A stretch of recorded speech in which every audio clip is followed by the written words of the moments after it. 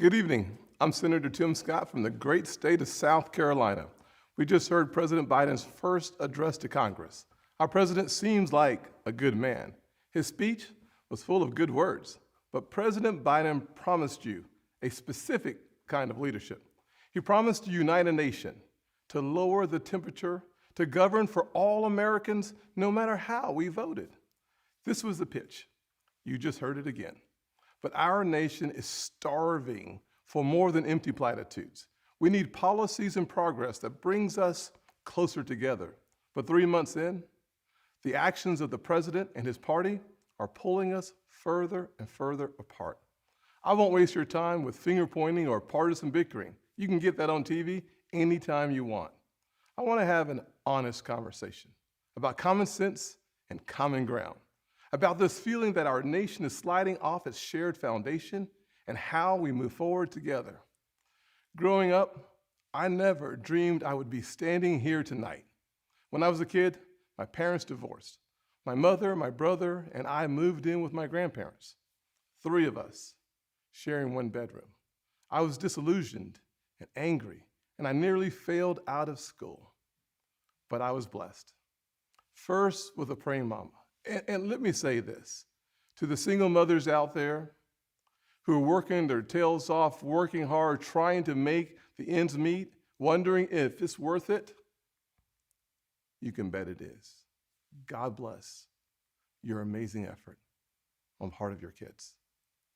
I was also blessed by a Chick-fil-A operator, John Moniz, and finally with a string of opportunities that are only possible here in America. This past year, I've watched COVID attack every rung of the ladder that helped me up.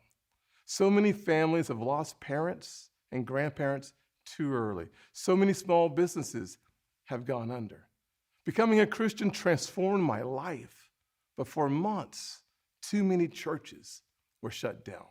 Most of all, I'm saddened that millions of kids have lost a year of learning when they could not afford to lose a single day. Locking vulnerable kids out of the classroom is locking adults out of their future. Our public schools should have reopened months ago. Other countries did. Private and religious schools did. Science has shown for months that schools are safe. But too often, powerful grown-ups set science aside, and kids like me were left behind. The clearest case I've seen for school choice in our lifetimes, because we know that education is the closest thing to magic in America. Last year, under Republican leadership, we passed 5 bipartisan COVID packages.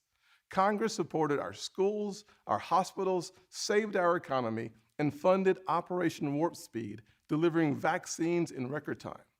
All 5 bills got 90 votes in the Senate. Common sense found common ground. In February, Republicans told President Biden we wanted to keep working together to finish this fight. But Democrats wanted to go it alone. They spent almost $2 trillion on a partisan bill that the White House bragged was the most liberal bill in American history.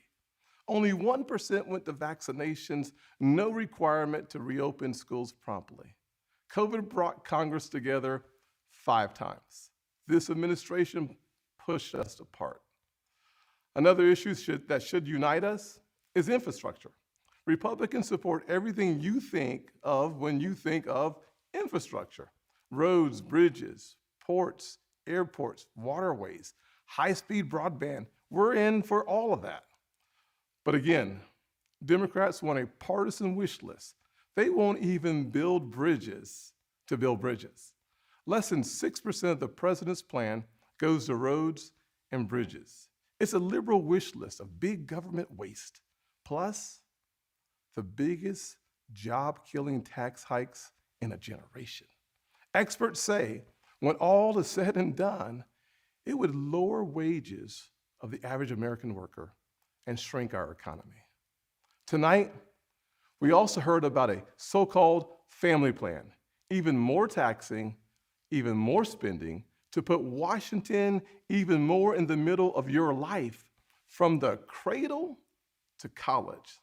The beauty of the American dream is that families get to define it for themselves. We should be expanding opportunities and options for all families, not throwing money at certain issues because Democrats think they know best. Infrastructure spending that shrinks our economy is not common sense. Weakening our southern borders and creating a crisis is not compassionate. The president is also abandoning principles he's held for decades. Now he says your tax dollars should fund abortions. He's laying groundwork to pack the Supreme Court. This is not common ground. Nowhere do we need common ground more desperately than in our discussions of race. I have experienced the pain of discrimination. I know what it feels like to be pulled over for no reason, to be followed around the store while I'm shopping. I remember every morning at the kitchen table, my grandfather would open the newspaper and read it, I thought. But later I realized he had never learned to read it. He just wanted to set the right example. I've also experienced a different kind of intolerance. I get called Uncle Tom and the N-word by progressives, by liberals. Just last week, a national newspaper suggested my family's poverty was actually privilege because a relative owned land generations before my time. Believe me, I know firsthand our healing is not finished. In 2015, after the shooting of Walter Scott, I wrote a bill to fund body cameras. Last year, after the deaths of Breonna Taylor and George Floyd, I built an even bigger police reform proposal. But my Democratic colleagues blocked it. I extended an olive branch. I offered amendments, but Democrats used a filibuster to block the debate from even happening. My friends across the aisle seemed to want the issue more than they wanted a solution. But I'm still working. I'm hopeful that this will be different.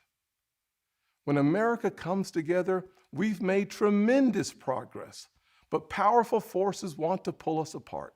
100 years ago, kids in classrooms were taught the color of their skin was their most important characteristic. And if they looked a certain way, they were inferior. Today, kids are being taught that the color of their skin defines them again. And if they look a certain way, they're an oppressor. From colleges to corporations to our culture, people are making money and gaining power by pretending we haven't made any progress at all, by doubling down on the divisions we've worked so hard to heal. You know this stuff is wrong. Hear me clearly. America is not a racist country. It's backwards to fight discrimination with different types of discrimination, and it's wrong to try to use our painful past to dishonestly shut down debates in the present. I'm an African American who has voted in the South my entire life. I take voting rights personally. Republicans support making it easier to vote and harder to cheat, and so do the voters. Big majorities of Americans support early voting, and big majorities support voter ID, including African Americans and Hispanics. Common sense makes common ground. But today, this conversation has collapsed. The state of Georgia passed a law that expands early voting, preserves no excuse mail-in voting, and despite what the president claimed, did not reduce election day hours. If you actually read this law, it's mainstream. It will be easier to vote early in Georgia than in Democrat-run New York. But the left doesn't want you to know that. They want people virtue signaling by yelling about a law they haven't even read. Fact checkers have called out the White House for misstatements. The president absurdly claims that this is worse than Jim Crow. What is going on here? I'll tell you, a Washington power grab. This misplaced outrage is supposed to justify Democrats' new sweeping bill that would take over elections for all 50 states. It would send public funds to political campaigns you disagree with and make the bipartisan Federal Elections Commission partisan. This is not about civil rights or our racial past. It's about rigging elections in the future. And no, the same filibuster that President Obama and President Biden praised when they were senators, the same filibuster that the Democrats used to kill my police reform bill last year, has not suddenly become a racist relic just because the shoe is now on the other foot. Race is not a political weapon to settle every issue the way one side wants. It's far too important. This should be a joyful springtime for our nation. This administration inherited a tide that had already turned. The coronavirus is on the run. Thanks to Operation Warp Speed and the Trump administration, our country is flooded with safe and effective vaccines. Thanks to our bipartisan work last year, job openings are rebounding. So why do we feel so divided? Anxious. A nation with so much cause for hope should not feel so heavy-laden. A president who promised to bring us together should not be pushing agendas that tear us apart. The American family deserves better, and we know what better looks like. Just before COVID, we had the most inclusive economy in my lifetime, the lowest unemployment rates ever recorded for African Americans, Hispanics, and Asians, and a 70-year low nearly for women. Wages were growing faster at the bottom than at the top. The bottom 25% saw their wages go up faster than the top 25%. That happened because Republicans focused on expanding opportunity for all Americans. In addition to that, we passed opportunity zones, criminal justice reform, and permanent funding for historically Black colleges and universities for the first time ever.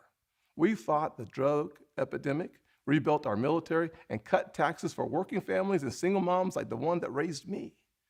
Our best future will not come from Washington schemes or socialist dreams. It will come from you, the American people, Black, Hispanic, white, and Asian, Republican and Democrat, brave police officers in Black neighborhoods. We are not adversaries. We are family. We are all in this together, and we get to live in the greatest country on earth. The country where my grandfather in his 94 years saw his family go from cotton to Congress in one lifetime. So I am more than hopeful. I am confident that our finest hour is yet to come. Original sin is never the end of the story, not in our souls and not for our nation. The real story is always redemption. I am standing here because my mom has prayed me through some really tough times. I believe our nation has succeeded the same way because generations of Americans in their own ways have asked for grace and God has supplied it. So I will close with a word from a worship song that really helped me through this past year of COVID. The music is new, but the words draw from Scripture. May the Lord bless you and keep you, make his face shine upon you and be gracious to you. May his presence go before you and behind you and beside you. In your weeping and your rejoicing, he is for you. May his favor be upon our nation for 1,000 generations, and your family and your children and their children. Good night, and God bless the United States of America. South Carolina